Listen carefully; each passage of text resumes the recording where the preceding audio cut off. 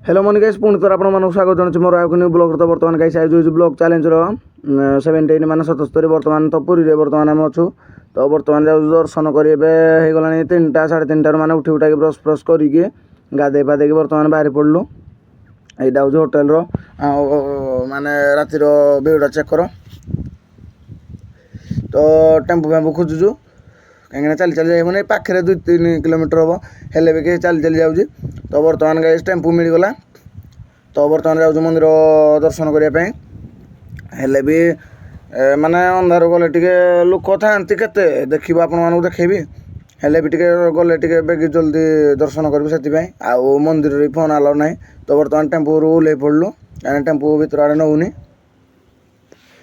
आउ माने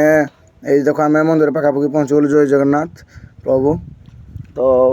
बर्तमान पहुँची आसु मंदिर पाखापाखि गोटे गोटे चली चली जाऊँ भक्ति रे भाई काटबनी तुम गोड़ हाथ किसी काटबनी सत कथा है तुम जानी तुम भक्ति करनी है भक्ति तुम मजा करनी है कमेडी करनी गाइस यही देख जूम कर देखा कहीं कैमेरा लेजर पुड़ी जाइए कैमेरा क्वालिटी तो जानी कौन कह आपण मानक तो बर्तमान मंदिर पाखापाखि पहुँच जाइए ये तो मोबाइल चपल रखू आउ वीडियो बन पारिनी तो से जीवु दर्शन वर्शन करके आसिक लाइन ठिया होगी आसिक आप सहित कथा हो यहाँ चेक कर मंदिर भ्यूटा कि मो फोन रे जी आसूसी आ कौन कह आपण मानक कैमेरा क्वालिटी तो कम आउ जय जगन्नाथ प्रभु तो गोटे गोटे एमती चली चली देखुलु देख केते भिड़ एत माने एत संध्यार केते भिड़ लोक माने हो गला 4टा 4:30 हो आसु तो बर्तमान गाई से भर दर्शन वर्शन करी माने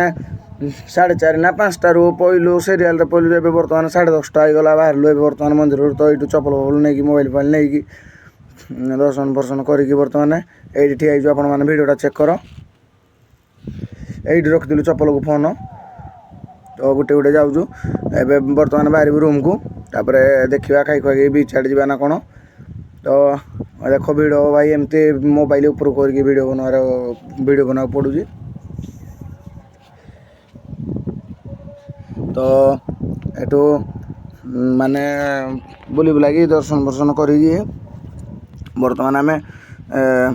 घर को जाए कहलु तो आरपटिक जाए बुली जाए कहलु सेपटे बुली बुलाकी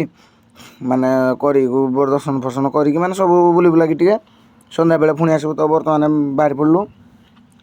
क्वार्टर जो क्वार्टर सही रूम को क्वार्टर मन पड़े तो बर्तमान गाइस रूम को पहुँची गली तो बर्तमान गाइस ब्लॉगटा लंबा होगा पुणी थोड़े न्यू ब्लॉग देखा रोज गाइस रागबनी समस्ते कह जय श्री राम।